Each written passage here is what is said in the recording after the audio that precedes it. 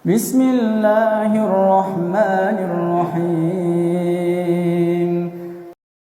Yang pertama, kita coba di brainstorming dulu, coba digali dulu cara berpikir kita supaya benar menempatkan Al-Quran itu sebagai mukjizat, bukan sekedar kita bacaan. Ini bedanya nanti dengan bacaan-bacaan biasa dan juga dengan kitab-kitab suci sebelumnya. Ingat, ada yang hanya sekedar wahyu memberikan penguatan tauhid, ada yang menjadi kurikulum hidup. Nah, Al-Quran ini bukan sekedar wahyu yang mengkonfirmasi keimanan kita, tapi di saat yang bersamaan menjadi kurikulum kehidupan kita sampai kita menghadap Allah Subhanahu wa Ta'ala. Itu ada di Quran surah kedua Al-Baqarah di ayat ke-185.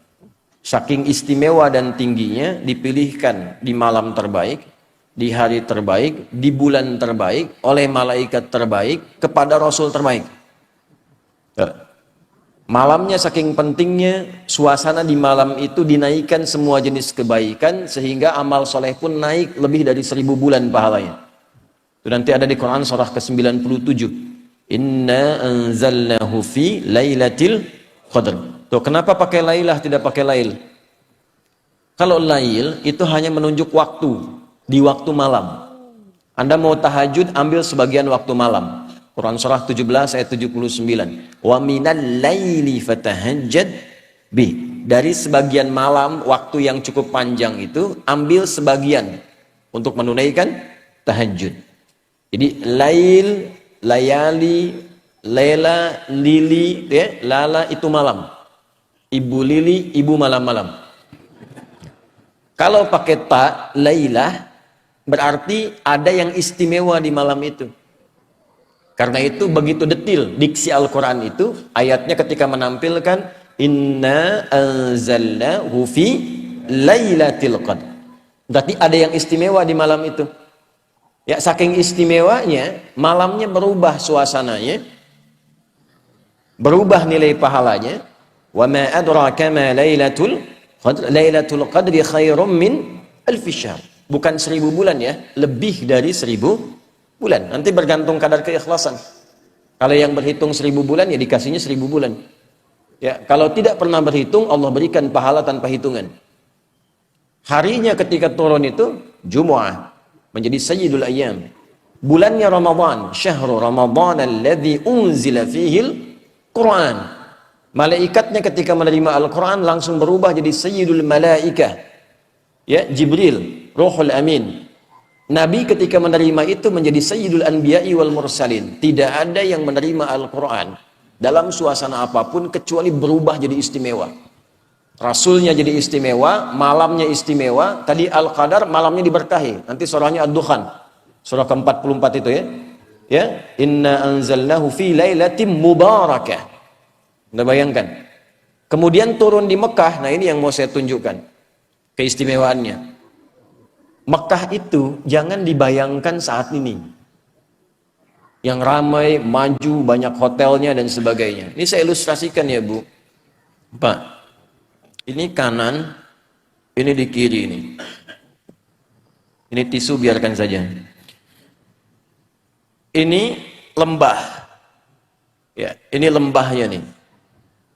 Lembah ini kalau kita membaca dari segi sejarah, peta-peta masa lalu, itu tidak akan pernah keluar dari keterangan Al-Quran. Biwadin ghairi dhi zara'in inda baitikal muharram. Tanahnya tandus, batuannya pekat, tumbuhan jarang tumbuh. Terisolasi keadaannya. Di situ ada yang mulia. Kalaulah tidak ada kemuliaan, Al-Bait, Baitullah, kalau nggak ada Ka'bah ini selesai. Diliputi oleh padang pasir, Sahara yang luas. Ini diapit oleh dua kekuatan besar. Di sini ada Romawi dengan imperiumnya, ya.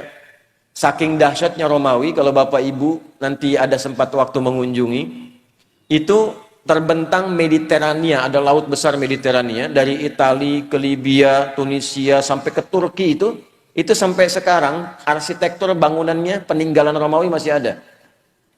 Saya pernah cukup lama di Tripoli, di Libya. Saya kunjungi daerah namanya Leptis Magna. Itu sampai sekarang kolosiumnya, beberapa bangunannya, pondasinya masih ada sampai sekarang untuk menunjukkan betapa dahsyatnya kekuatan Romawi masa itu. Punya peradaban, punya kekuatan. Samping kirinya Persia, Pak. Punya kekaisaran. Ini kan Al-Manar, ya, sifatnya kan manarah. Manarah itu apa? Menara. Menara itu apa? Itu dulu puncak salah satu nilai spiritual tertinggi Persia. Karena ketika mereka mau menyembah, menempatkan api di atas menara. Nanti di era Islam, ketika Islam masuk ke Persia, digantilah, tempatnya tidak dirubah, fungsi tempatnya dirubah. Diganti sebagai tempat azan, untuk menunjukkan bahwa setiap tempat penyembahan itu diarahkan kemudian kepada Allah Subhanahu wa Ta'ala. Singkatnya, di sini ada Romawi, di sini ada Persia. Dua kekuatan besar. Pertanyaan saya, kenapa Qur'annya turunnya di tempat titik yang tadi disebutkan, yang tandus, yang peradaban belum muncul, yang penduduknya sebagian besar pada masa itu banyak yang berbuat kriminal, pemabuk banyak. Ini sering saya informasikan, pemabuk zaman itu yang pemula itu 5 kali sehari, Ustaz. Yang pemula loh, bayangkan yang profesional itu. Kalau ada pencuri, pembegal, itu nggak nanggung, sekampung begal semua. Gifar itu kan kampung begal. Gifar itu kampung begal. Tokohnya Jundub bin Junadah. Jundub bin Junadah itu pemimpin para begal di kampung begal. Ya, nanti kelak masuk Islam, memperkenalkan diri, saya dari kampung begal dulunya. Maka ditambah al di depannya, ujungnya i, Al-Ghifari. Ya, jadi kalau ada yang namanya Al-Ghifari, kampung begal gitu loh. Ya, tapi nanti ada nilainya, belum selesai, baru setengah, jangan pulang dulu. Belum selesai. Kalau ada zina, zinanya khatam, semua jenis zina dikerjakan. Anda bayangkan tuh. Ya, membunuh itu sudah biasa. Tokoh-tokohnya dikenang sepanjang zaman itu. Kenang sepanjang zaman. Itu landscape-nya itu begitu. Ya, keadaan masyarakatnya demikian. Nah, Quran itu kenapa nggak turun di Romawi? Kenapa tidak turun di Persia? Kok turunnya di tempat itu yang terlihatnya tidak ideal? Maka Allah ingin menunjukkan keistimewaan Al-Quran dan keagungan dia, yang bisa merubah tempat yang paling nadir dengan maksiat menjadi khairu ummah. Orangnya berubah jadi orang terbaik di zamannya, tempatnya berubah jadi paling makmur yang melintasi zaman. Dan untuk menutup klaim di kemudian hari, pantas Islam pernah maju turunnya di Romawi. Untuk menghilangkan klaim di kesempatan yang lain, pantas Islam itu hebat turunnya di Persia. Tapi ketika diturunkan di tempat yang paling rendah, belum ada peradaban, belum ada kemajuan, maka Allah ingin membungkam siapapun yang menyangkal keistimewaan Al-Quran. Dibuktikan di setiap zaman, Quran diturunkan di titik yang paling rendah di muka bumi, masyarakatnya paling kontroversial, maksiatnya paling banyak, bisa dirubah oleh Quran dengan satu kilatan yang luar biasa, menjadi manusia terbaik yang dikenang sepanjang zaman. Dan itu dulu orang berubah itu dengan ayat-ayat pendek, Pak, Bu. Ibu kenal Bilal bin Rabah? Ayo, kenal di mana itu? Atau ya, Bilal itu kan hafalnya baru Al-Ikhlas coba. Tapi kekuatan Al-Ikhlas itu bisa menajamkan hatinya, pikirannya, dan memberi kekuatan pada fisiknya. Diseret oleh tuannya ke tanah lapang yang luas, dalam suasana panas yang tidak biasa. Saya ilustrasikan ya, panas di kita ini masih ada uapnya. Jadi kalau panas kita keluar keringat. Di Timur Tengah itu uapnya tipis, kalau betul-betul panas bisa hilang uap. Kalau hilang uap bukan keringat, itu langsung berubah jadi hitam. Karena uapnya tipis. Jadi kalau Anda simpan kerupuk, kalau di sini mengkerut, di sana terbakar. Ya. Dipanaskan batu, disimpan di dadanya, dalam suasana panas dicambuk, dikatakan irtad. Jawabannya apa? Ahad. Irtad, ahad. Irtad, ahad. Ya, kamu murtad, ahad. Enggak, Tuhan saya esa, qul huwallahu ahad. Itu kalimat satu kata di surat Al-Ikhlas menajamkan hatinya, menguatkan pikirannya, memberikan semangat luar biasa pada fisiknya. Dan datang anugerah Allah. Umar itu cuma 2 huruf berubahnya. Siapa Umar sebelum masuk Islam tuh? Anda paham semua, baca sirahnya, baca sejarahnya. Jangan dilihat Umar sekedar setelah masuk Islamnya, lihat perubahannya. Bagaimana Al-Quran merubah pribadi seseorang menjadi istimewa. Itu kedahsyatan Al-Quran.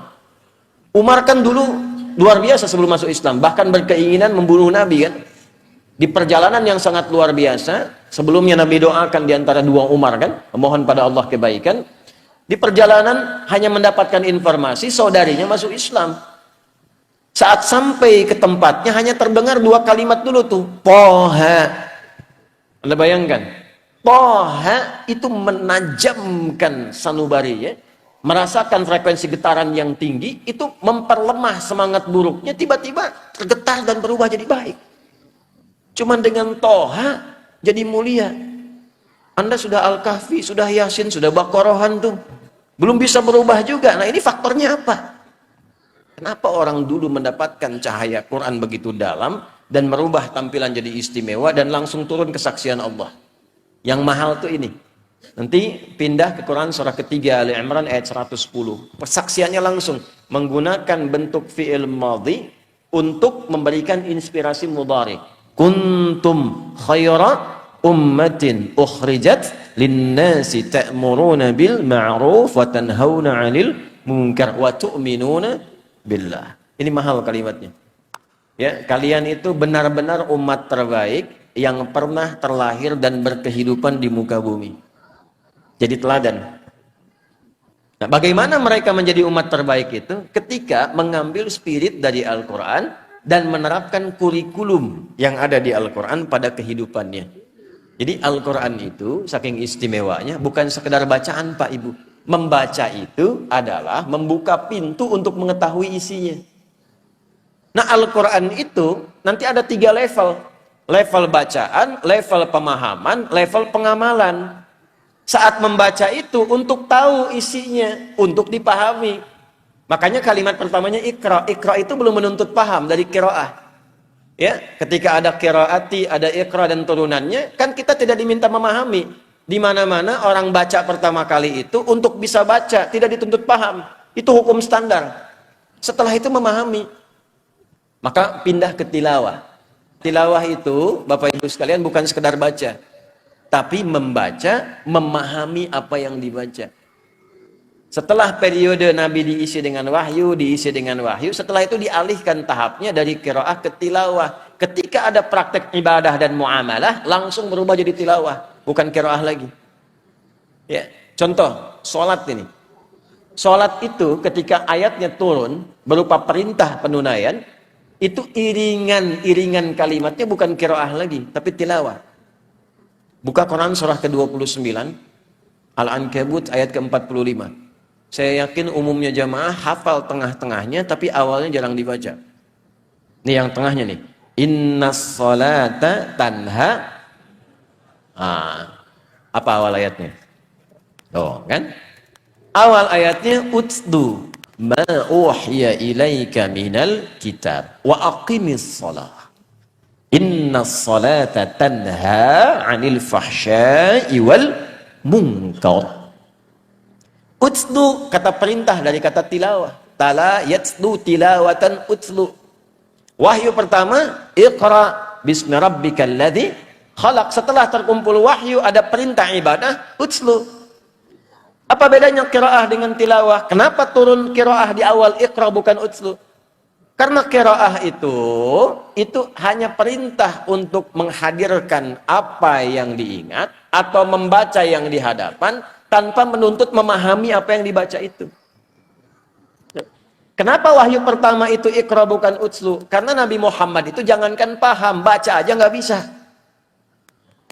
Gitu. Salah kalau tilawah di awal utlu, itu menunjukkan ada bacaan.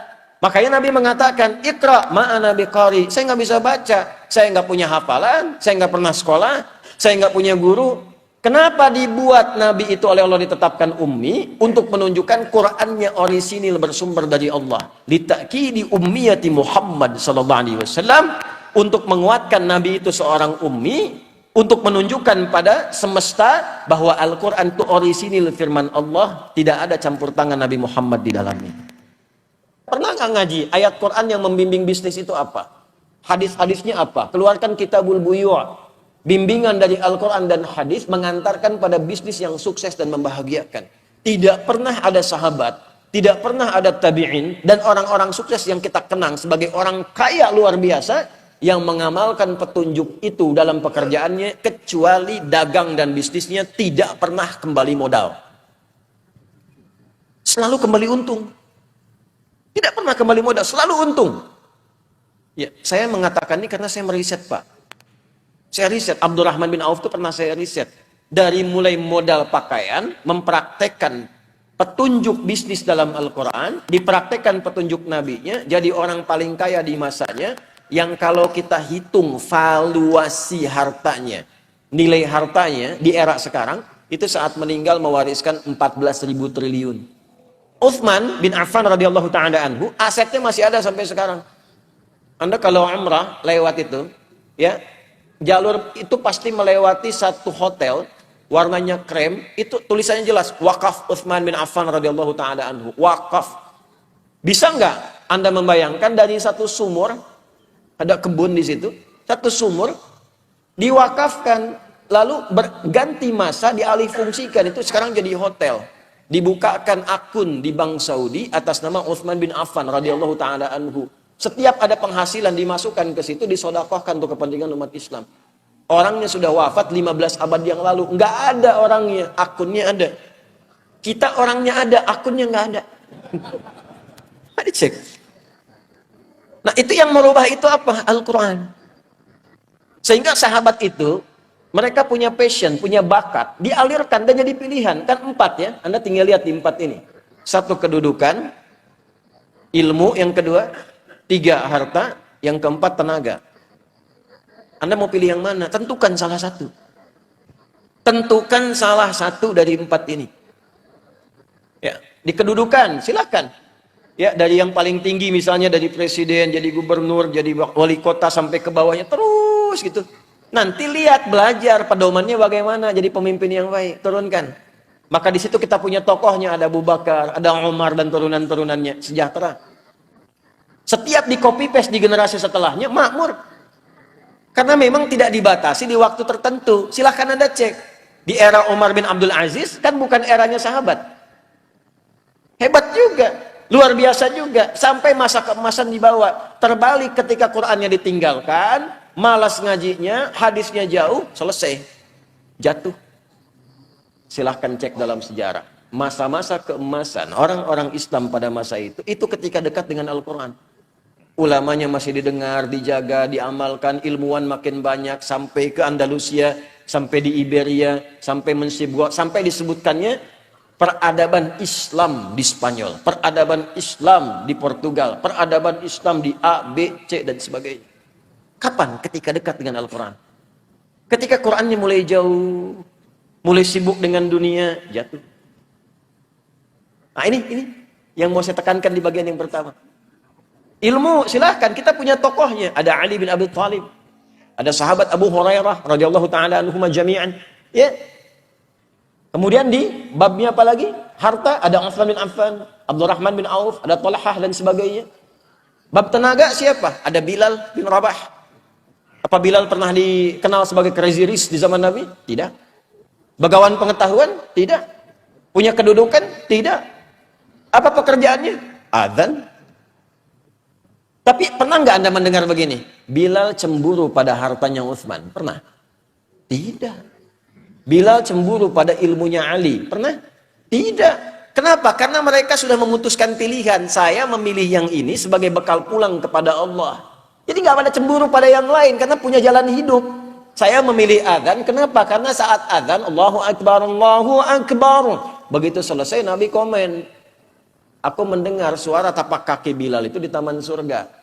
Dan dari teriakannya itu dipanjangkan lehernya, kata kiasan. Maksudnya diberikan keutamaan dari suara adzannya. Bilal begitu dengar, adzan aja saya udah ke surga. Ngapain saya capek kayak Utsman itu kan? Makanya beliau pilih itu, jadi kebanggaan. Anda bayangkan, Setelah Nabi meninggal, itu dikejar-kejar, dicari Pak Bilal ada di mana. Sembunyi mempertahankan passionnya. Sembunyi, ditawari ketua Mahkamah Agung. Tuh. Anda bayangkan? Itu kan penawarannya tinggi, itu hakim agung tertinggi, ditawarin, ngumpet di pedalaman. Akhirnya karena nggak bisa, bagaimana dirayunya? Azan aja deh. Baru mau datang. Jadi, tapi begitu sampai asyhadu anna Muhammad Rasulullah, pingsan. Karena membayangkan kenangan bersama Nabi, membayangkan keutamaan, ini balik lagi. Jadi kebanggaan, rizki kan sudah teratur. Asal Anda bergerak, Allah kirimkan. Profesi itu kan cuma perbedaan dalam mencarinya saja. Yang dosen, yang arsitek, yang dokter, itu cuma perbedaan dalam mencarinya. Kuota rizkinya teratur. Walladzi qaddara fahada. Telah ditetapkan, diberi petunjuk, tinggal ikhtiar, rizki dapat. Jadi biasa-biasa saja. Orang dulu tuh biasa-biasa saja, menganggap Abdurrahman bin Auf biasa-biasa saja. Kata Nabi, ya, ini kalimat yang sangat viral ini. Kalimat sangat viral. Beliau itu tidak khawatir dengan orang Islam yang kaya, karena kaya itu biasa saja. Yang khawatir itu yang tak mampu memanage kekayaannya. Jadi biasa-biasa saja, tidak usah berlebihan. Sama saja dengan yang ngambil tenaga, dengan yang ngambil ilmu, dengan yang ngambil kedudukan. Yang membedakan cara memanage, cara mengolahnya. Kalau kita punya fikihnya jadi kebanggaan. Oh, Bapak cuma adzan? Iya. Saya punya sanad ke Bilal bin Rabah. Bacakan hadisnya. Dan itu kan jadi kebanggaan tersendiri. Fikihnya ada, jalannya ada. Nah, ini yang ingin saya tekankan dari nilai-nilai Al-Quran.